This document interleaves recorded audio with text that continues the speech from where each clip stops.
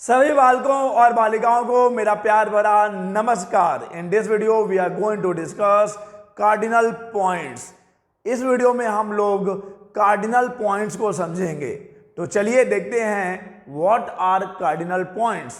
लेकिन इससे पहले कि हम लोग कार्डिनल पॉइंट्स के बारे में पढ़ना चालू करें, क्यों ना हम पहले लेंस को रिवाइज कर लें। लेंस के बारे में आपने क्लास 10th और क्लास 12th में बहुत अच्छे से पढ़ा होगा। तो चलिए देखते हैं कि आपको पढ़ी गई बातें कितनी याद हैं, क्योंकि उसकी कही हर बात आपको याद है। देखते हैं आपको पढ़ी गई कितनी बातें याद हैं। आपने जो पढ़ा है 10th और 12th में, आपको वो पढ़ा हुआ चीज कितना याद है, पहले इसको देखते हैं। तो जिसको भी लेंस के बारे में बेसिक नॉलेज है, देखो पढ़ा तो सबने है, लेकिन अगर आप भूल गए हैं तो अगला 10 मिनट आपके लिए है। लेकिन अगर आपको लेंस के बारे में कुछ बेसिक डेफिनेशन याद हैं तो आप वीडियो फॉरवर्ड करके डायरेक्ट मेन टॉपिक पे पहुंच जाइए। लेकिन पहले उनके लिए जो किसी और की बातों को याद रखते हैं और पढ़ाई की बातें भूल जाते हैं, उनके लिए है ये। चलिए देखते हैं कि लेंस, देखिए लेंस बेसिक मुख्य रूप से दो प्रकार के होते हैं। लेंस जो है प्राइमरीली दो प्रकार के हैं। एक कौन सा है भाई, तो आप मुझे बताएंगे कि ये लेंस कौन सा प्रकार वाला लेंस है, और बताइए ये लेंस कौन सा प्रकार वाला लेंस है। याद है कि ये सब भी भूल गए? याद है कि ये सब भी भूल गए? ये जो लेंस है, this lens is known as concave lens. Convex है, दिस इज कॉन्वेक्स लेंस, और ये है कॉनकेव। कॉनकेव इसे हिंदी में आप उत्तल लेंस कहते हैं, और इसको इसको हिंदी में आप कॉनकेव लेंस कहेंगे। और ये जो पॉइंट होता है, this point is known as optical centre. इस पॉइंट को नाम दिया गया है ऑप्टिकल सेंटर, यानी कि प्रकाश केंद्र का। अब चूंकि एंड नाउ आपका लेंस जो है दो स्फेरिकल सरफेसेस से बाइंड है। आपका लेंस दो गोलीय पृष्ठों से घिरा होता है। ये भी दो गोलीय पृष्ठों से घिरा है, ये वाला लेंस भी दो गोलीय पृष्ठों से घिरा है। इसका सेंटर ऑफ कर्वेचर इधर कहीं पे होगा, इसका सेंटर ऑफ कर्वेचर इधर कहीं पे होगा, इसका सेंटर ऑफ कर्वेचर इधर है, इसका सेंटर ऑफ कर्वेचर इधर है। इन दोनों ही सेंटर ऑफ कर्वेचर को ज्वाइन करने वाली जो लाइन होती है, दोनों ही वक्रता केंद्रों को जोड़ने वाली जो लाइन है, the line which joins both the centre of curvatures is known as कौन सा एक्सिस? Principal axis. दोनों ही वक्रता केंद्रों को जोड़ने वाली जो लाइन है उसे हम लोग मुख्य अक्ष कहते हैं। तो ये मुख्य अक्ष भी क्लियर हो गया है। लेकिन सबसे जो महत्वपूर्ण परिभाषा है, सबसे इंपॉर्टेंट जो डेफिनेशन है लेंसेज को लेके, वो है प्रिंसिपल फोकस, मुख्य फोकस। लेंस में दो मुख्य फोकस होते हैं। पहले का नाम आप दे देंगे फर्स्ट प्रिंसिपल फोकस, सेकंड वाले को बोल देंगे आप second principal focus. First principal focus को आप प्राइमरी प्रिंसिपल फोकस भी बोल सकते हैं, सेकेंड प्रिंसिपल फोकस को आप सेकेंडरी प्रिंसिपल फोकस भी बोलेंगे। प्रथम मुख्य फोकस और द्वितीय मुख्य फोकस।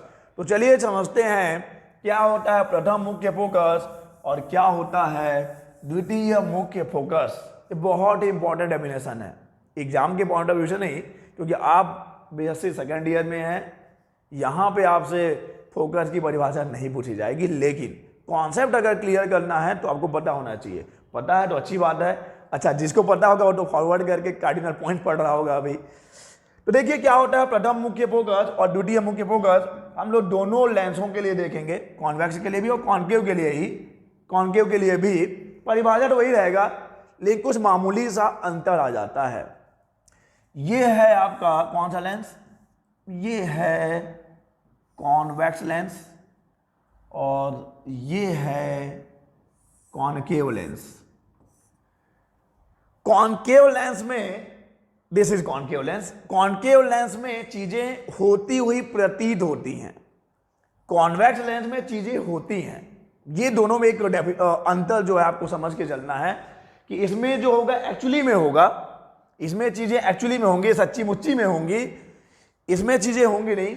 इसमें अपीयर होता है कि हाँ ये ऐसा हो रहा है, इसमें अपीयर होता है, इसमें लगता है, इसमें होता हुआ प्रतीत होता है। तो ये दोनों अंतर आप पहले से ही लेके चलेंगे कि इसमें एक्चुअली में होगा, इसमें होता हुआ अपीयर होगा, होता हुआ प्रतीत होगा।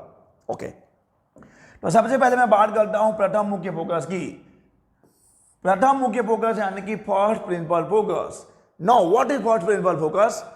First principal focus is a point situated on the principal axis. Lens के मुख्य अक्ष पर स्थित एक ऐसा बिंदु जहां से होकर आने वाली लाइट रेस, जहां से होकर आने वाली लाइट रेस लेंस से रिफ्रैक्शन यानी कि अपवर्तन के पश्चात मुख्य अक्ष के समांतर हो जाती हैं। एक ऐसा पॉइंट जो कि प्रिंसिपल एक्सिस पे कहीं पे है, अगर वहां से लाइट रेस होकर आएंगी तो प्रिंसिपल एक्सिस के पैरेलल हो जाएंगी। इसी को हम लोग बोलते हैं फर्स्ट प्रिंसिपल फोकस।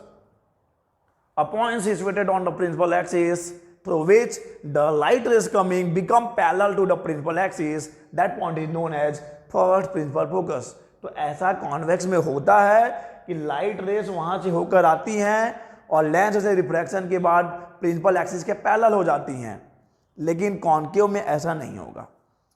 कॉनकेव में क्या होता है फर्स्ट प्रिंसिपल फोकस? देखिए, कॉनकेव में first principal focus principal axis पे सिचुएटेड एक ऐसा पॉइंट होता है जिसके डायरेक्शन में आने वाली लाइट रेस, जिसके डायरेक्शन में आने वाली लाइट रेस पैरेलल हो जाती हैं।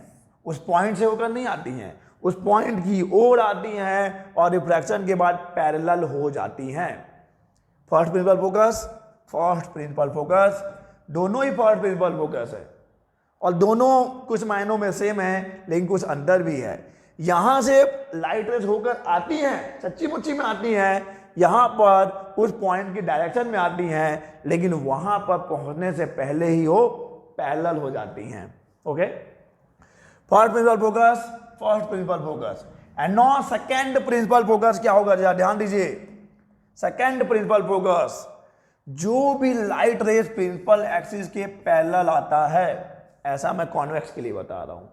The light rays coming parallel to the principal axis after refraction from the lens, they converge at a point and actually में कन्वर्ज होंगे। जो भी लाइट रेज प्रिंसिपल एक्सिस के पैरेलल आता है, रिफ्रैक्शन के बाद प्रिंसिपल एक्सिस के एक पॉइंट पे वो सभी के सभी मिलते हैं, वो सभी के सभी मिलते हैं। इसको हम बोलते हैं सेकंड प्रिंसिपल फोकस। एक ऐसा पॉइंट जहां पर पैरेलल आने वाली रेस रिफ्रैक्शन के बाद कहां पर उस पॉइंट पे कन्वर्ज होंगी, that is second principal focus. लेकिन यहां पर क्या होगा, देखो, the light rays coming parallel to the principal axis, जो भी लाइट रेज प्रिंसिपल एक्सिस के पैरेलल आ रही हैं वो अब कन्वर्ज नहीं होंगी, क्योंकि ये कन्वर्जिंग नेचर का होता है। कॉन्वेक्स लेंस कन्वर्जिंग नेचर का होता है, कॉनकेव लेंस डाइवर्जिंग नेचर का होता है। ये क्या करेगा, पैरेलल आने वाली रेज को अलग अलग डायरेक्शन में डाइवर्ज कर देता है, उन्हें बिखरा देता है। और जब आप इनको बैकवर्ड डायरेक्शन में एक्सटेंड करोगे तो they appear to meet at a point. They appear to meet, मिल नहीं रहे हैं, लग रहे हैं कि वहां मिल सकते हैं। या दूसरे शब्दों में आप ये बोलोगे कि the refracted rays appear to diverge from that point. जो भी अपवर्टेड गिर रहे हैं, जो पैरेलल आई हैं, जो भी मुख्य अक्ष के समांतर आई हैं, रिफ्रैक्शन यानी कि अपवर्तन के बाद अलग अलग डायरेक्शनों में अपवर्टित हो गई हैं, और इधर से देखने पे लगेगा क्योंकि सभी के सभी इस वाले पॉइंट से क्या हो रही हैं, बिखर रही हैं, डाइवर्ज हो रही हैं। इसको बोलेंगे second principal focus of concave.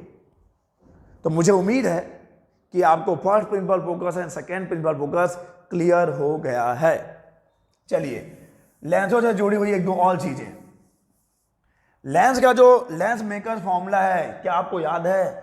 ऐसा कोई फॉर्मूला को पढ़ाया जाता है 1/f is equal to mu minus 1/r1 minus 1/r2। ये लेंस मेकर्स फॉर्मूला है, क्लास 12 में पढ़ा हुआ है। नहीं याद है तो याद होना चाहिए। 1/f is equal to mu minus 1/r1 minus 1/r2 lens maker formula, lens निर्माता सूत्र है ये। अब हमको पता है कि लेंस का पावर क्या होता है, 1/f होता है, power equal to 1/f। Focal length का जो रेसिप्रोकल है, फोकस दूरी का जो व्युत्क्रम है, उसे हम लोग बोलते हैं लेंस की क्षमता, लेंस का पावर।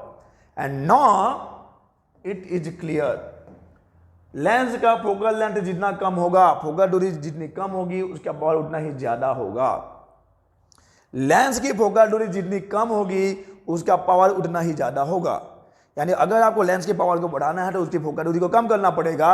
और इस फॉर्मूले से क्लियर है कि अगर आप फोकल दूरी को कम करना चाहते हैं तो उसकी मोटाई को इंक्रीज करना पड़ेगा, उसके थिकनेस को बढ़ाना पड़ेगा। ओके, समझो जरा, क्रम को समझिए, क्रोनोलॉजी समझिए। पावर बढ़ाना है, फोकल दूरी कम करना पड़ेगा, फोकल दूरी कम करना है, लेंस की थिकनेस यानी लेंस की मोटाई को बढ़ानी पड़ेगी। तो क्या आप लेंस की मोटाई को मन चाहा कितना भी रख सकते हैं? नहीं रख सकते। एक तो इनकन्वीनियंस होगा, तो दिक्कत होगी यार, लेंस की मोटाई बढ़ाते जाओगे तो आप। दूसरा जो मेन दिक्कत है कि अगर लेंस की थिकनेस को आप बढ़ा रहे हैं तो due to spherical shape of the lens, spherical shape and due to prismatic action, एक तो उसकी आकृति गोली है, दूसरा वो प्रिज्मेटिक एक्शन भी शो कर सकता है ज्यादा अगर मोटा कर दिया तो, जिसकी वजह से वहां पे क्या देखने को मिलेगा, आपको एब्रेशंस देखने को मिलेंगे। And what is aberration? Aberration क्या है? हम लोग क्रोमेटिक एब्रेशन की बात करेंगे, स्फेरिकल एब्रेशन की बात करेंगे आने वाले वीडियोस में। Defects in the image formation by lens और स्फेरिकल मिरर। तो ये जो एब्रेशन है, इमेज में उत्पन्न, प्रतिबिंब में उत्पन्न दोष होता है। तो अगर लेंस की मोटाई ज्यादा है तो, क्योंकि लेंस अब कैसा है, स्फेरिकल शेप का होता है, प्रिज्मेटिक एक्शन शो करेगा, जिसकी वजह से वहां पे एब्रेशंस आपको देखने को मिलेंगे। यानी लेंस की मोटाई, लेंस को देखो, पावर की चाह में फोकल दूरी को कम करके और फोकल दूरी को कम करने की चाह में लेंस की मोटाई को बढ़ाने में दिक्कत क्या है? मसला क्या है कि अगर आप फोकल दूरी को कम करेंगे, और फोकल दूरी कम क्यों करेंगे? देखिए, जितने भी ऑप्टिकल इंस्ट्रूमेंट्स हैं, most of the optical instruments में आपको कभी कभी नहीं, मैक्सिमम टाइम में आपको क्या करना पड़ेगा, कम फोकस दूरी वाला लेंस यूज करना पड़ता है। कम फोकस दूरी, कम फोकस दूरी क्यों? इसका पावर ज्यादा होगा। जैसे कि आपके पास टेलीस्कोप है, माइक्रोस्कोप है, वहां पे जो हम लोग आई पीस यूज करते हैं, नेट्रिका जिसे कहते हैं हिंदी में, हम लोग ऑप्टिकल इंस्ट्रूमेंट में जो मैक्सिमम टाइम में जो आई पीस यूज करेंगे, उसका जो फोकल लेंथ है वो कम होना चाहिए, यानी पावर ज्यादा होना चाहिए। और अगर आपको फोकल लेंथ को कम करना है तो जैसे ही हमने डिस्कस किया, उसके थिकनेस को बढ़ाना पड़ेगा। थिकनेस को बढ़ाओगे तो क्या होगा, due to spherical shape and due to prismatic action, वहां पर एब्रेशंस देखने को मिलेंगे, डिफेक्ट देखने को मिलेगा इमेज फॉर्मेशन में। तो क्या करें, फोकस दूरी भी कम करना है, तो इसके लिए हम लोग रास्ता ये निकाल, ये जो समस्या है, बच्चा समस्या है तो समाधान भी है। तो उसके लिए हम लोग क्या करते हैं, अब हम लोग आएंगे यहाँ पे ऑप्टिकल सिस्टम पे। ओके, यहां से आपको जुड़ना है मेरे साथ, बहुत अच्छे से जुड़ना है। अब हम लोग क्या करते हैं, एक मोटा लेंस यूज ना करके दो पतले लेंसों को कंबाइन कर लेते हैं। एक मोटा लेंस यूज ना करके, एक ज्यादा थिकनेस वाला लेंस यूज ना करके, दो थिन लेंसेज को हम लोग कंबाइन करते हैं, और ऐसे कंबाइन करते हैं कि दोनों लेंसेज का प्रिंसिपल एक्सिस क्या रहे, कॉमन रहे। ऐसे लेंसेज को हम लोग क्या बोलेंगे, अब ज्यादा ध्यान दीजिए जो मैं वर्ड यूज करने वाला हूं। ऐसे लेंसेज के जो सिस्टम बनेंगे, इसको बोलेंगे coaxial system of lenses. Coaxial system of lenses. देखिए बात कहां से स्टार्ट होकर कहां तक जा रही है। आपको लेंस के थिकनेस को बढ़ाना पड़ रहा था क्योंकि फोकस दूरी को कम करना था, लेकिन मोटाई को बढ़ाने से दिक्कत थी, और उस दिक्कत को दूर करने के लिए हमने क्या किया, एक मोटा लेंस यूज ना करके हमने लेंसेज को कंबाइन करना स्टार्ट कर दिया। एक ही लेंस यूज ना करके हमने लेंसेज को कंबाइन किया है, और जब लेंसेज को कंबाइन किया है तो प्रिंसिपल एक्सिस को कॉमन रखा है, और ऐसे सिस्टम को हम क्या बोलेंगे, कोएक्सियल सिस्टम ऑफ लेंसेज। ठीक है, coaxial system of lenses. Lenses को कंबाइन किया तो एक समस्या का समाधान मिल गया। आपको लेंसेज की मोटाई को ज्यादा नहीं रखना पड़ा, आपको फोकस दूरी वैसे ही कम मिल जाएगी जब आप लेंसेज को कंबाइन करोगे तो। रिक्वायर्ड पावर मिल जाएगा, जितना पावर चाहिए था लेंस का उतना मिल जाएगा। लेकिन एक समस्या का समाधान आपने किया, ये समाधान एक नई समस्या लेकर आया है। हालांकि उतनी बड़ी समस्या नहीं है लेकिन है समस्या। जब आप लेंसेज को कंबाइन करते हो तो आपको पता है अगर एक सिंगल लेंस है तो उसके लिए ऑब्जेक्ट कहाँ पे है तो इमेज कहाँ पे बनेगा, उस इमेज का नेचर क्या होगा, उस इमेज का साइज क्या होगा, ये रूल्स आपने पढ़े हुए हैं पहले से। जैसे कि ऑब्जेक्ट अगर लेंस के फोकस पे होगा तो इमेज इन्फिनिटी पे बनेगा, अगर इन्फिनिटी पे होगा तो इमेज कहाँ बनेगा, फोकस पे बनेगा। ये आप जानते हो। ऑब्जेक्ट के पोजीशन के अकॉर्डिंग इमेज कहाँ कहाँ पे बनेगा, उसका नेचर क्या है, उसका साइज क्या है, ये आपने पढ़ रखा है। लेकिन अगर जब आप लेंसेज को कंबाइन करते हैं तो what will be the size of image and where the image will form, the final image will form, कैसे पता करेंगे आप?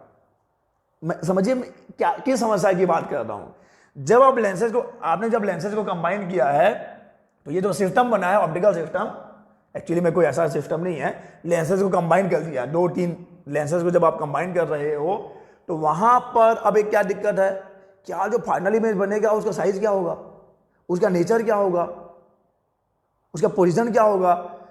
तो इसके लिए आपके पास एक तरीका यह है कि आप जितने भी लेंसेज होंगे सबके इमेज फॉर्मेशन को देखते जाओ।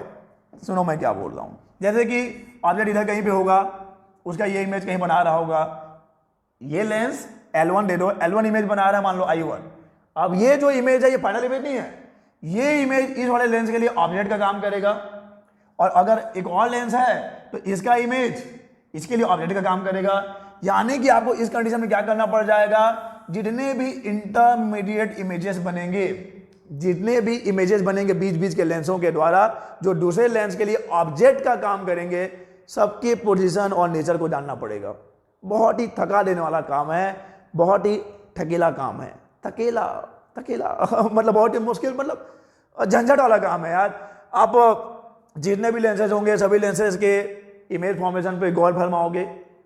इतना ही गौर फरमाना होगा तो हम जाके वसीम बरेलवी जी की महफिल में बैठ जाएंगे यहाँ क्यों गौर फरमाएंगे। तो समस्या क्या है कि जब आप ऑप्टिकल सिस्टम फॉर्म कर रहे हो, जब आप लेंसेज को कंबाइन कर रहे हो तो फाइनल इमेज का नेचर, साइज, पोजीशन क्या होगा, इसको पता करना हमको अब एक टेढ़ी खीर लग रही है। टेढ़ी खीर होता है ना, खट्टी खीर, खीर कैसा भी हो, मीठा नहीं है बस, क्योंकि मुश्किल है, दिक्कतें आ रही है आपको, बहुत ही टीडियस वर्क है ये कि आप जितने भी लेंसेज को कंबाइन कर रहे हो सबके इमेज फॉर्मेशन को देखो, ये इमेज कहाँ पे फॉर्म करेगा, ये इमेज दूसरे वाले के लिए ऑब्जेक्ट का काम करेगा, फिर वो ऑब्जेक्ट उस लेंस का इमेज उसके लिए ऑब्जेक्ट का काम करेगा। तो ऐसे में आपको मुश्किल होने वाली है। तो इसका समाधान लेकर आए हैं। पहले समस्या थी, उसका समाधान किया, अब वो समाधान एक नया समस्या प्रोड्यूस किया। अब वो समस्या का समाधान गॉस ने बोला, गॉस ने बोला डोंट वरी, आपको जितने भी इंटरमीडिएट इमेजेस है ना उस पर गौर फरमाने की जरूरत नहीं है। कुछ ऐसे पॉइंट्स की बात कर रहा हूं मैं, ये गॉस बोल रहे हैं, मैं नहीं, कुछ ऐसे पॉइंट्स की बात करूंगा मैं, ऐसे पॉइंट्स के बारे में आपको बताऊंगा जिसकी जानकारी होने पर आप इमेज, फाइनल इमेज के पोजीशन और साइज के बारे में जान पाएंगे। आपको इंटरमीडिएट इमेजेस के बारे में जानकारी की जरूरत नहीं पड़ेगी। और ऐसे ही पॉइंट को उन्होंने क्या नाम दिया है, ऐसे ही पॉइंट को उन्होंने नाम दिया है कार्डिनल पॉइंट्स। कार्डिनल पॉइंट्स अगर नहीं समझे हो तो बच्चा समझा के ही छोड़ूंगा। गॉस ने क्या बोला कि जब आप ऑप्टिकल सिस्टम की बात कर रहे हो, जब आप लेंसेज को कंबाइन करते हो तो जो फाइनल इमेज बनेगा उसके पोजीशन के लिए आपको इंटरमीडिएट इमेजेस के बारे में जानकारी की जरूरत नहीं है।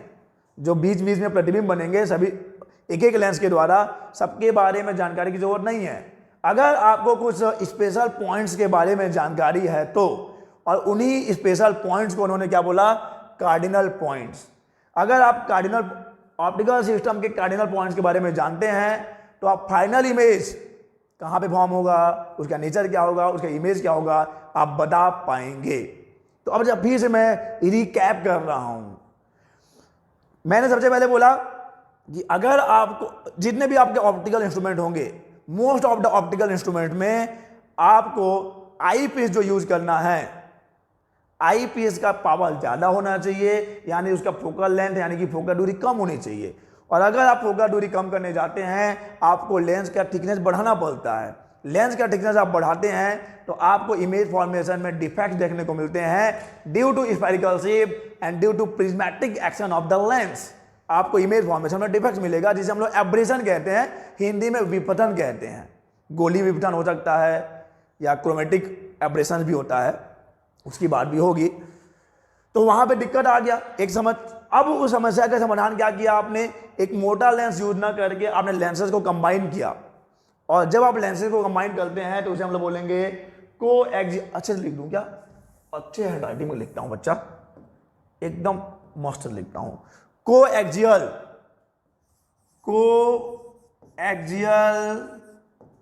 System of lenses, system of lenses. आपने दो पतले लेंसेज को कंबाइन किया, ऐसे कंबाइन किया कि प्रिंसिपल एक्सिस क्या है, कॉमन है। और अब यहां पे जब आपने लेंसेज को कंबाइन किया है तो एक नई दिक्कत आ रही है। नई दिक्कत क्या है कि ये जो सिस्टम बना है, ऑप्टिकल सिस्टम जो प्रकाशिकी निकाय बना है, इसका जो अंतिम प्रतिबिंब बनेगा उसका प्रकृति क्या है, उसका आकार क्या है, वो कहां बनेगा। इसके लिए क्या आप सभी लेंसों के द्वारा बने गए प्रतिबिंबों की चर्चा करेंगे? क्या सभी लेंसों के द्वारा बने गए प्रतिबिंबों के बारे में बारी बारी से जानकारी लेंगे? क्या ये बहुत ही बोरिंग काम नहीं है? तब इस समस्या के समाधान के लिए आते हैं गॉस महोदय। गॉस ने बोला बिल्कुल जरूरत नहीं है आपको। अगर आपको कुछ ऐसे पॉइंट्स के बारे में जानकारी है जिसको उन्होंने क्या नाम दिया है, कार्डिनल पॉइंट्स। अगर आप कार्डिनल पॉइंट्स के बारे में जानते हो, जिनके बारे में जानकारी होने पर आपको बिल्कुल भी इंटरमीडिएट इमेजेस के बारे में अब जानकारी की आवश्यकता नहीं पड़ेगी। तो ये है एक नया कार्डिनल पॉइंट्स। अब कार्डिनल पॉइंट को एक पॉइंट नहीं है, कार्डिनल पॉइंट जो है वो होता है टोटल 6 बिंदुओं का समूह। उसमें कौन कौन से बिंदु आएंगे देखिए जरा। कार्डिनल पॉइंट्स, प्रकाशिक निकाय के प्रधान बिंदु, cardinal points of an optical system. 2 मुख्य बिंदु, 2 प्रिंसिपल पॉइंट्स, 2 फोकस बिंदु, 2 फोकल पॉइंट्स, 2 नियति बिंदु, 2 नोडल पॉइंट्स। इन 6 बिंदुओं के समूह को हम कहेंगे कार्डिनल पॉइंट्स। किसी भी ऑप्टिकल सिस्टम का कार्डिनल पॉइंट जो है इन 6 बिंदुओं का समूह होता है, जिसमें 2 मुख्य बिंदु आ जाएंगे, 2 फोकस बिंदु आ जाएंगे, 2 नियति बिंदु आ जाएंगे, 2 principal points, 2 focal points, 2 nodal points. और अब हम क्या करेंगे, बारी बारी से इन बिंदुओं के बारे में पढ़ेंगे। यही कार्डिनल पॉइंट्स हैं। ओके, तो चलिए सबसे पहले बात करते हैं मुख्य बिंदु यानी कि प्रिंसिपल पॉइंट्स की बात करते हैं। प्रिंसिपल पॉइंट्स, कहां लाइन खींचता है बच्चा, ये लाइन होना चाहिए। मुख्य बिंदु प्रिंसिपल पॉइंट्स। देखिए प्रिंसिपल पॉइंट्स क्या है। मुख्य बिंदु प्रकाशिक निकाय की मुख्य अक्ष पर स्थित 2 ऐसे संयुग्मी हैं जिनके लिए रेखीय आवर्धन +1 होता है। यही परिभाषा है। अब जिसको अब थोड़ा सा समझ नहीं है लेंसेज के बारे में कि भैया रेखीय आवर्धन क्या है, यह मुख्य अक्ष क्या है, तब तो बड़ी दिक्कत होने वाली है। लेकिन आपको, मुझे उम्मीद है कि आप सबों को पता होगा। मुख्य देखो, प्रकाशिक निकाय के बारे में बता ही दिया आपको, मुख्य अक्ष के बारे में बता ही दिया है आपको। अब बात करते हैं लीनियर मैग्निफिकेशन। आप जानते ही हैं लीनियर मैग्निफिकेशन, आवर्धन क्षमता। अब देखो क्या होता है मुख्य बिंदु। मुख्य बिंदु लेंस, एक लेंस के लिए नहीं, लेंस जो प्रकाशिकीय निकाय है जब आप कंबाइन करेंगे उस सिस्टम के लिए, उसके मुख्य अक्ष पर स्थित ऐसे 2 बिंदु हैं, ऐसे 2 बिंदु हैं जिनके लिए लीनियर मैग्निफिकेशन क्या होगा, यानी आवर्धन क्षमता कितनी होनी चाहिए, लीनियर मैग्निफिकेशन विल बी, रेखीय आवर्धन कितना होगा, +1 होगा। इसका मतलब यह है कि उन दोनों बिंदुओं में से अगर किसी एक बिंदु पर आप एक वस्तु को रखेंगे, ध्यान से देखिए, मैं रेखीय आवर्धन 1 होने का मतलब क्या है, लीनियर मैग्निफिकेशन 1 होने का तात्पर्य क्या है कि अगर, अच्छा मैं मान लेता हूं कि लेंसी निकाय के लिए H1 and H2 are 2 principal points. H1 and H2 are the 2 principal points. 2 मुख्य बिंदु हैं किसी भी ऑप्टिकल निकाय के लिए, ऑप्टिकल सिस्टम के लिए, सॉरी ऑप्टिकल सिस्टम के लिए। तो क्या खास बात है भाई इन दोनों बिंदुओं में? खास बात यह है कि अगर इनमें से किसी भी एक बिंदु पे ऑब्जेक्ट को रखेंगे तो उतने ही साइज का इमेज दूसरे बिंदु पे बनेगा,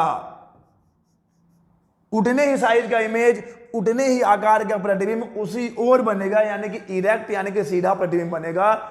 उन दोनों बिंदुओं में से किसी भी एक बिंदु पर किसी भी आकार की वस्तु को रखने पर प्रतिबिंब दूसरे वस्तु पर सीधा और उसी आकार का बनता है, यानी कि मैग्निफिकेशन आवर्धन, रेखीय आवर्धन कितना होगा, +1 होता है। तो ऐसे दो बिंदु जिनमें से एक किसी भी एक बिंदु पे वस्तु को रखने पर प्रतिबिंब कहां बनेगा, दूसरे बिंदु पे बनेगा। प्रतिबिंब दूसरे बिंदु पर बनता है, उसी आकार का बनेगा, उसी ओर बनेगा, यानी कि सीधा बनेगा। कुल मिला के हम ये कहना चाहते हैं कि रेखीय आवर्धन कितना होगा, लीनियर मैग्निफिकेशन विल बी 1। थोड़ा सा इंग्लिश में भी डिस्कस कर लेते हैं।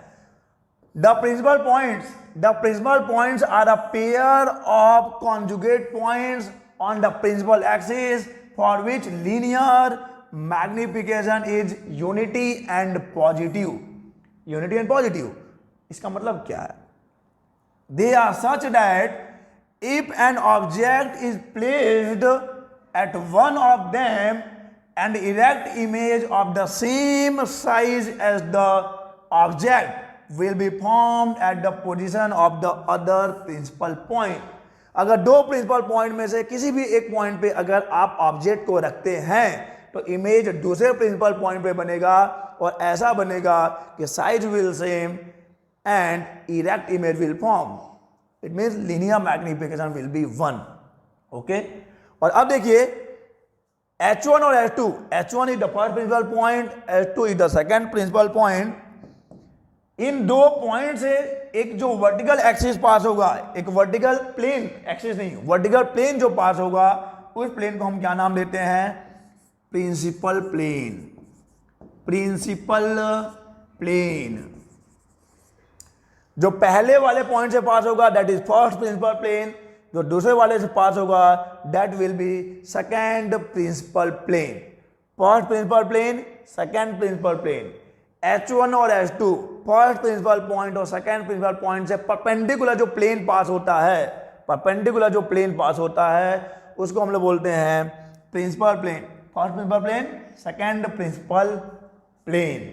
ओके, अब हम लोग इसके बारे में, किसके बारे में भाई, मुख्य बिंदु यानी कि प्रिंसिपल पॉइंट्स के बारे में कुछ रोचक जानकारियां अर्जित कर लेते हैं।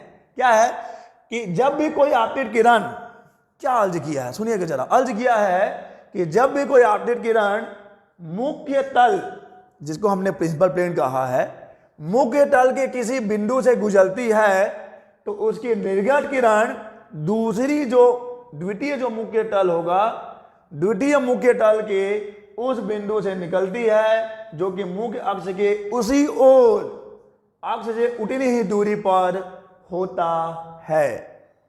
समझिएगा आप, ये रहा मेरा प्रिंसिपल एक्सिस, ये रहा एक फर्स्ट प्रिंसिपल प्लेन, ये रहा एक सेकेंड प्रिंसिपल प्लेन। और मान लो फर्स्ट प्रिंसिपल प्लेन के इस पॉइंट पे एक रे इंसिडेंट हुआ है, इस हाइट पे इंसिडेंट हुआ है, H1 हाइट पे एक रे इंसिडेंट हुआ है। तो प्रिंसिपल पॉइंट्स और प्रिंसिपल प्लेन के बारे में खासियत यह है कि जो इस निकाय से, इस ऑप्टिकल सिस्टम से जो रे इमर्ज होगा, जो बाहर निकलेगा, वो दूसरे वाले प्लेन के उसी हाइट से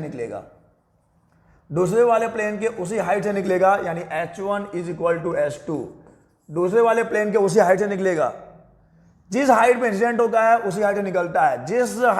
कहां पे इंसिडेंट होता है, प्रिंसिपल प्लेन के जिस हाइट पे इंसिडेंट होता है उसी हाइट से वो निकलता भी, और उसी ओरी से निकलता है, उसी ओर से निकलेगा। क्लियर?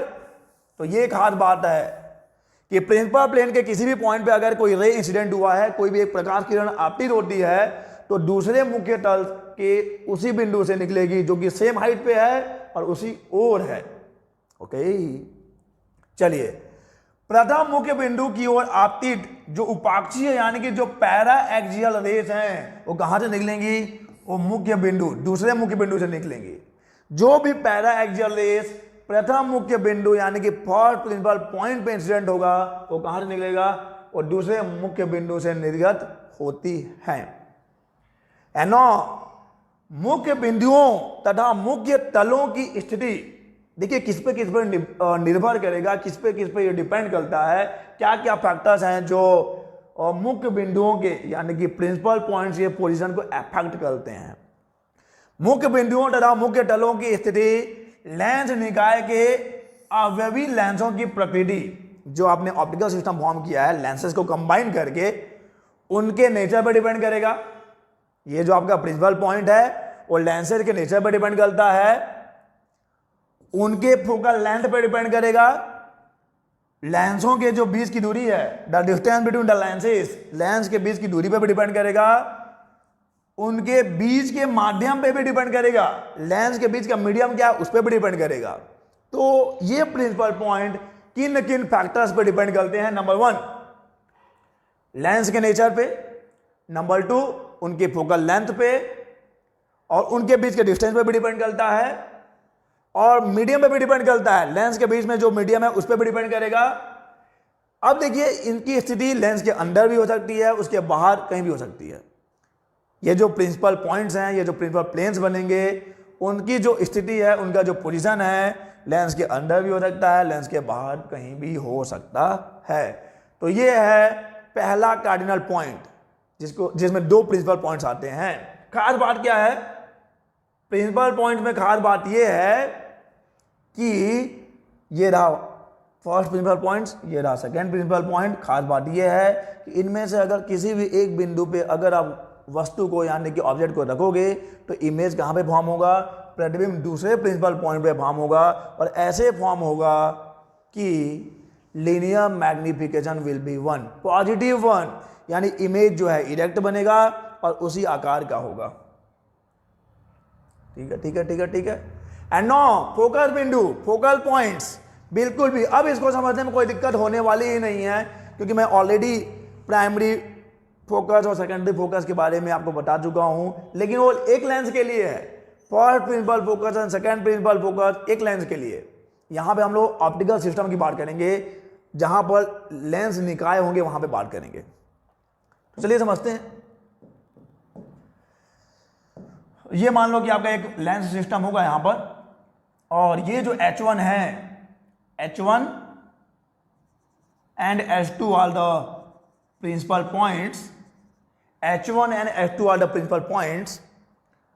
ओके, मुख्य अक्ष पर स्थिर बिंदु F1, ये F1 जिसे आप बोलोगे first principal focus, F1 first principal focus से चलने वाली किरणें, या अगर वो अपसारी है, अपसारी मतलब अगर वो डाइवर्जिंग नेचर का है तो उसके डायरेक्शन में आने वाली किरणें, यही तो मैंने स्टार्टिंग बता दिया था आपको, ताकि बाद में कंफ्यूजन ना हो, कोई भी दुविधा ना हो।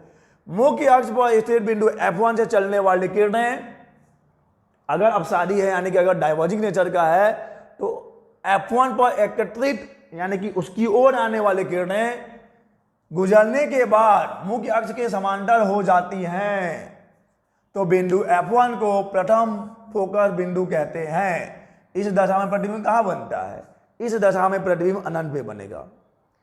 तो जो फोकस पॉइंट है वो एक लेंस के लिए या फिर लेंस के सिस्टम के लिए यानी कि ऑप्टिकल सिस्टम के लिए भी परिभाषा वही है। एक ऐसा बिंदु, मुख्य अक्ष पर स्थित एक ऐसा बिंदु जहां से आने वाली रेस क्या हो जाती हैं? पैरेलल हो जाती हैं। पूरे ऑप्टिकल सिस्टम से रिफ्रैक्शन के बाद पैरेलल निकलेंगी, यानी कि अगर ऑब्जेक्ट यहां पे है तो इमेज कहां पर बनेगा? इन्फिनिटी पे बनेगा। ये है first principal focus. Second principal, अच्छा अब देख सकते हैं कि एक लाइट रे इस P1 पे इंसिडेंट हुआ, एक लाइट रे इस Q1 पे इंसिडेंट हुआ, and they will become parallel, they will become parallel to the principal axis. और जैसा कि आपको बताया गया था कि खास बात है, ये जो प्रिंसिपल प्लेन है उसमें खास बात है कि जितने हाइट पे रे इंसिडेंट होता है उतने हाइट से वो निकलता भी है और उसी ओर से निकलता है। तो इस हाइट पे ये रे इंसिडेंट हुआ है तो उसी हाइट से ये निकल भी रहा है। इधर देखिए, इस हाइट पे ये रे इंसिडेंट हुआ है तो उसी हाइट से ये निकल भी रहा है और उसी ओर से निकल रहा है। ये खास बात है प्रिंसिपल प्लेन्स में, प्रिंसिपल पॉइंट्स में। अब देखिए सेकंड प्रिंसिपल फोकस क्या होगा? सेकंड प्रिंसिपल फोकस मुख्य अक्ष के समांतर, अब हम लोग इसकी बात कर रहे हैं, जो R1 और S1 पर क्रमशः इंसिडेंट हुए हैं। The light rays which are incident on R1 and S1 respectively. मुख्य अक्ष के समांतर आर्टेड किरणें प्रथम मुख्य तल H1 P1 पर कहां पर R1 S1 पर टकराती हैं। तो द्वितीय मुख्य तल H2 P2 से दोनों उन्हीं ऊंचाई से निकलती हैं। आपको मालूम है कि अगर ये इस हाइट पे, इस, अब आप नीले वाले पे ध्यान दीजिए, अब देखो ये आया है लाइट रे, ये आया है लाइट रे, ये R1 पे इंसिडेंट हुआ, ये S1 पे इंसिडेंट हुआ। तो नियम पता है ना कि प्रिंसिपल प्लेन के जितने हाइट पे इंसिडेंट होता है उतनी ही हाइट से निकलेगा। निकलने के बाद कहां जाएगा ये नहीं मालूम मेरे को, ये प्रिंसिपल प्लेन गारंटी नहीं लेता, लेकिन ये बोलता है कि मेरे दो भाई हैं, फर्स्ट प्रिंसिपल प्लेन है, सेकंड प्रिंसिपल प्लेन है, कि मेरे पहले भाई के जिस हाइट पे आप आए होगे मैं आपको उसी हाइट से निकालूंगा और उसी ओर से निकालूंगा। लेकिन निकलने के बाद आपकी नियति आपको कहां ले जाती है मैं इसकी गारंटी थोड़ी लूंगा। तो देखो निकल उसी हाइट से रहा है, R1 और R2 दोनों एक ही हाइट पे हैं, वहां से निकलेगा, वहां से निकलेगा। S1 और S2 भी एक ही हाइट पे हैं, उसी हाइट से निकलेगा। लेकिन अब ये जो सेकेंड प्रिंसिपल पॉइंट है उसकी प्रॉपर्टी क्या है कि जो भी लाइट रेज प्रिंसिपल एक्सिस के पैरेलल आते हैं, जो भी प्रकार किरण मुख्य अक्ष के समांतर आती है, वो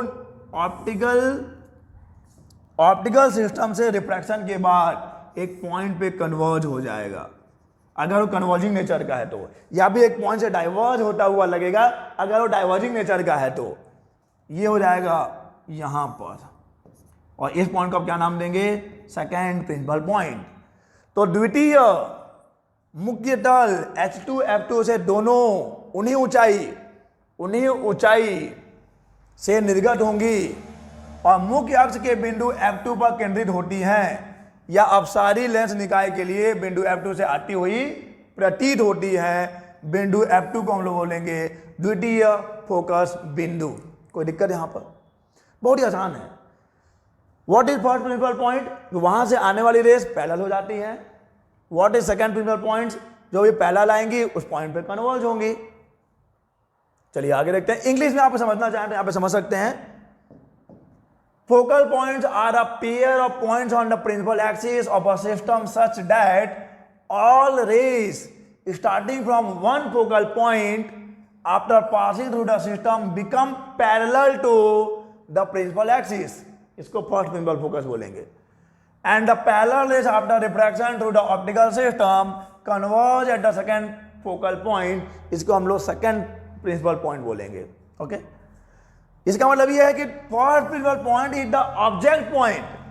फर्स्ट प्रिंसिपल पॉइंट क्या है? एक ऑब्जेक्ट पॉइंट है जिसके लिए इमेज कहां पे होगा, जिसके लिए इमेज पॉइंट इंफिनिटी पे होगा। अगर ऑब्जेक्ट को यहां पे रख दिया तो इमेज कहां बनेगा? इमेज इंफिनिटी पे बनेगा, अनंत पे बनेगा। First focal point is the object point on the principal axis for which the image point is at infinity, and the second focal point is the image point on the principal axis for which the object point is at infinity। बहुत ही खूबसूरत बात लिखा हुआ है। ये परिभाषा को पढ़ने के बाद हमारी चेतना ये कहती है कि जो फर्स्ट प्रिंसिपल पॉइंट है ना, एक ऑब्जेक्ट के लिए एक ऐसा पॉइंट है जिसके लिए इमेज कहाँ बनेगा? अनंत, यानी कि इंफिनिटी बनेगा। लेकिन ये जो सेकेंड प्रिंसिपल पॉइंट है ना, वो इमेज के लिए एक ऐसा बिंदु है जिसके लिए ऑब्जेक्ट कहाँ पे होगा? जिसके लिए ऑब्जेक्ट इन्फिनिटी यानी कि अनंत पे होगा। यहां पे भी वही है। यहां से जो प्लेन परपेंडिकुलर प्लेन पास होता है, फर्स्ट प्रिंसिपल प्लेन, प्रिंसिपल नहीं, focal plane, this will be the first focal plane, और यहां से जो एक प्लेन पास होगा that will be second focal plane. ये हो गया first principal focal plane, this is first focal plane, this is second focal plane. Okay, no. What is निर्णती बिंदु भाई? निर्णती बिंदु यानी कि नोडल पॉइंट्स। निर्णती बिंदु क्या है इसको समझते हैं। निर्णती बिंदु प्रकाशिक निकाय की मुख्य अक्ष पर स्थित ऐसे दो बिंदु, यानी दो संयोगी बिंदु, टू कॉन्जुगेट पॉइंट्स हैं जिनके लिए कोणीय आवर्धन यानी कि एंगुलर मैग्निफिकेशन विल बी +1 होता है। प्रिंसिपल पॉइंट के लिए लीनियर मैग्निफिकेशन इज +1, +1, लेकिन निर्णती यानी कि नोडल पॉइंट्स के लिए एंगुलर मैग्निफिकेशन विल बी +1। ऐसे दो कॉन्जुगेट पॉइंट्स है प्रिंसिपल एक्सिस पर जिनके लिए जो एंगुलर मैग्निफिकेशन है +1 होता है। इसका मतलब यह है कि यदि आपतित किरण एक नियति बिंदु के दूसरी ओर जा रही है, जैसे कि यहां पे देखो, ये मैंने बोल दिया कि पहला नोडल पॉइंट है, तो ये अगर कुछ ये आ रहा है लाइट रे कुछ इस डायरेक्शन में थीटा एंगल बनाता हुआ, प्रिंसिपल एक्सिस से थीटा को बनाता हुआ अगर एक लाइट रे इस नोडल पॉइंट से आ रहा है, नोडल पॉइंट 1 है, तो क्या होगा, तो उसकी जो निर्गत किरण होगी दूसरे नियति बिंदु से होकर तथा आपतित किरण के समांतर ही निकलेगी। यानी कि इस पॉइंट से कुछ इस प्रकार निकलेगा ये कि the angle will be same and this ray will be parallel to this ray. तो नियति बिंदु ऐसे कॉन्जुगेट पॉइंट्स हैं, ऐसे संयुग्मी बिंदु हैं जिनमें से एक से होकर अगर लाइट रे आती है किसी कोण पर तो और किसी एक डायरेक्शन में, तो दूसरे नियति बिंदु से निर्गत किरण निकलेगा। इंग्लिश में समझ लो बच्चा, इंग्लिश में समझना आसान होता है। Nodal points are the two conjugate points on the principal axis of the optical system for which angular magnification is +1. Angular magnification will be +1. Nodal points are such that a ray directed towards the first nodal point emerges out of the optical system through the second nodal point in a direction parallel to the incident direction. तो nodal points ऐसे conjugate points होते हैं जिनके लिए linear नहीं angular magnification +1 होता है। यानी कि अगर कोई लाइट रे इस N1 से होकर आ रही है तो जो निर्गत किरण यानी कि जो एमर्जेंट रे होगा ये इस इंसिडेंट रे के पैरेलल होगा और उसी एंगल प्रिंसिपल एक्सिस से उतना ही कोण बना के निकलेगा, उतना ही एंगल से निकलेगा। और दूसरा चीज क्या है, अब आप प्रिंसिपल पॉइंट का भी प्रॉपर्टी जानते हो कि जिस हाइट पे लाइट रे इंसिडेंट होता है उसी हाइट से निकलता भी है। तो अगर H1P1 एक हाइट है तो H2P2 विल बी सेम। जिस हाइट पे इंसिडेंट होगा इस प्रिंसिपल प्लेन के जिस हाइट पे इंसिडेंट होगा उसी प्लेन से निकलेगा भी। तो आप आराम से इसको पीछे उड़ा के ऐसे कर सकते हो, ये हाइट और ये हाइट सेम होना चाहिए, ठीक है। तो ये हो जाएगा N1 और ये हो जाएगा N2। ऐसे पॉइंट्स हैं जिनके लिए एंगुलर मैग्निफिकेशन इज +1 और एंगुलर मैग्निफिकेशन +1 होने का मतलब ये है कि लाइट जिस डायरेक्शन में आती है उसी डायरेक्शन से इमर्ज भी होगी और पैरेलल होगी, इंसिडेंट रे के पैरेलल होगी, ठीक है। चलिए अब हम लोग प्रधान बिंदुओं की सहायता से, जैसे कि हमारा प्रॉब्लम यही था कि अगर सिंगल लेंस है तब हम लोग ऑब्जेक्ट के पोजीशन के अकॉर्डिंग वस्तु की स्थिति के अनुसार प्रतिबिंब की स्थिति, उसके आकार, उसके प्राकृतिक आकार और प्रकृति के बारे में और स्थिति के बारे में हम बता सकते थे। लेकिन जब हम सिस्टम की बात करते हैं, ऑप्टिकल सिस्टम की बात करते हैं, तब हमने कार्डिनल पॉइंट का सहारा लिया है। तो आप देखते हैं कार्डिनल पॉइंट पता होने पर आप कैसे इमेज फॉर्म कर सकते हो। किसी भी ऑप्टिकल सिस्टम के कार्डिनल पॉइंट्स की जानकारी होने पर, प्रधान बिंदुओं की जानकारी होने पर आप उस निकाय के लिए, उस ऑप्टिकल सिस्टम के इमेज फॉर्मेशन को कैसे बता सकते हो। तो देखिए क्या क्या चीजें बहुत ही आसान है। नंबर 1, निकाय के मुख्य अक्ष के समांतर आपतित किरण अपवर्तन के पश्चात द्वितीय फोकस बिंदु F2 से होकर जाती है, ये तो आपको मालूम ही है। जो भी लाइट रे पैरेलल आएगा वो कहां से जाएगा, वो ऑप्टिकल सिस्टम के द्वितीय फोकस से होकर जाएगा, ये रूल नंबर 1 है। वह आपतित किरण जो प्रथम फोकस बिंदु F1 से होकर जाती है या उसके डायरेक्शन में आती है, अपवर्तन के पश्चात क्या हो जाएगा, मुख्य अक्ष के समांतर हो जाएगा। ये दोनों चीज आप बहुत अच्छे से जानते हैं। पैरेलल आएगा तो द्वितीय मुख्य फोकस से होकर जाएगा और अगर प्रथम फोकस से होकर आएगा तो पैरेलल हो जाएगा। वह आपतित किरण जो प्रथम मुख्य तल को मुख्य अक्ष के किसी दूरी पर काटती है, अपवर्तन के पश्चात मुख्य अक्ष की उसी ओर तथा उतनी ही दूरी पर मुख्य तल से निकलती है। मुख्य तल पर जिस हाइट पर लाइट इंसिडेंट होता है उसी हाइट से निकलता भी है। वह आपतित किरण जो प्रथम नियति बिंदु N1 की ओर जाती है, अपवर्तन के पश्चात द्वितीय नियति बिंदु N2 से अपनी पूर्व दिशा के समांतर निगत होती है। ओके, तो ये इन सभी प्रॉपर्टीज, इन सभी गुणों का इस्तेमाल करके, इन सभी गुणों को यूज करके आप किसी भी ऑप्टिकल सिस्टम के प्रतिबिंब को बता सकते हैं कि प्रतिबिंब कहां पर बनने वाला है, उसका आकार क्या होने वाला है।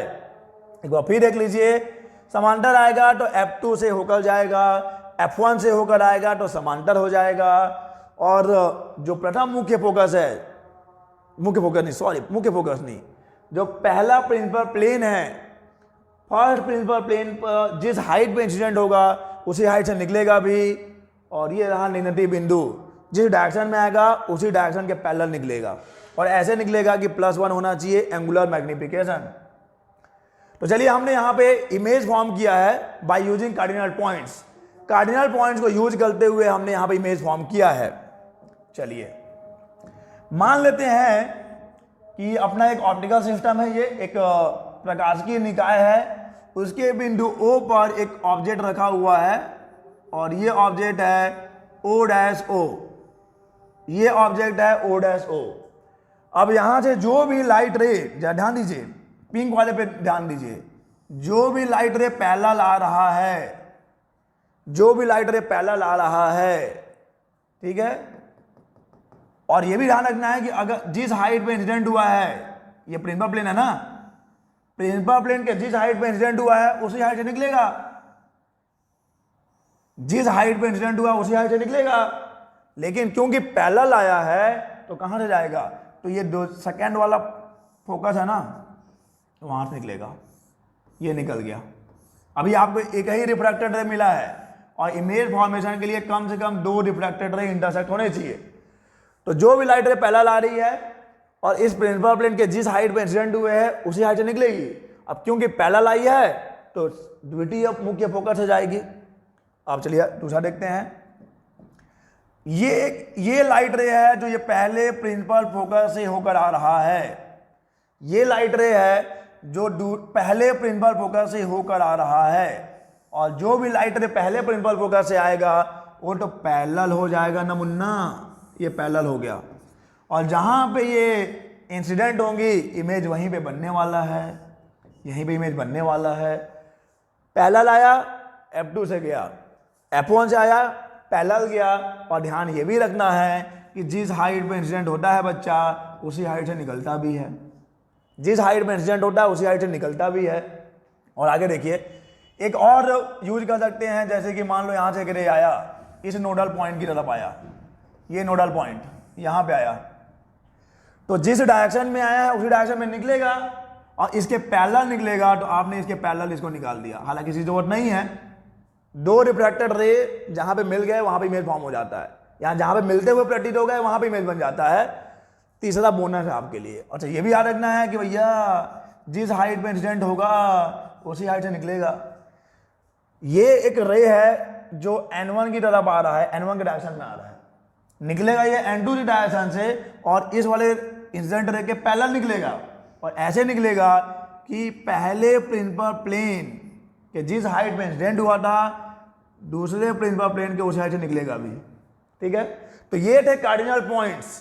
कार्डिनल पॉइंट्स यानी कि प्रधान बिंदु, जिसमें आपके टोटल 6 पॉइंट्स आ जाते हैं। 2 का ग्रुप है, 2 principal points, 2 focal points and 2 nodal points. तो अगर आपके एग्जाम में थ्योरी आता है तो आप बाकायदा इसको लिख के आइए। ये नोट्स आपको पीडीएफ के फॉर्म में हमारे टेलीग्राम चैनल पे, मेरे टेलीग्राम चैनल पे मिल जाएगा। लेकिन अब वो सिर्फ मेरा नहीं है, हमारा टेलीग्राम चैनल है, तो उस पर जाके आप इस पीडीएफ को प्राप्त कर सकते हैं। चलिए, इस वीडियो में बस इतना ही। हम लोग मिलेंगे अपने अगले वीडियोस में, तब तक के लिए अलविदा।